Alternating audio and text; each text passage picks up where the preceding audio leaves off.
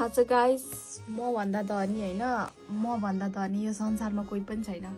किन म यति धेरै धनी छु भने नि म तपाईँहरूलाई भन्नेछु क्या, तपाईँहरूले पत्याउनु हुनलाई होइन। यहाँ रुममा 2-3 लाख पैसा छ क्या, मसँग भुइँभरि छ। म त्यो टिपेर गोजीमा राख्न नि अड्दैन क्या त्यो पैसा, त्यति धेरै पैसा छ। अब तपाईँहरूले गफ लाएको होला भन्नुहुन्छ होला होइन, तर म तपाईँलाई 2-3 लाख मेरो पैसा देखाउँदैछु है, भुइँभरि भएको पैसा देखाउनेछु।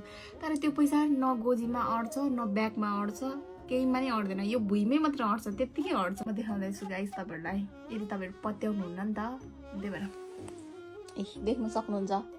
पैसै पैसा, यो पैसै पैसा हो। यहाँ त्यो 3000 को पनि छ, 4000 को छ, यहाँ 2000 को, 6000 को पनि छ।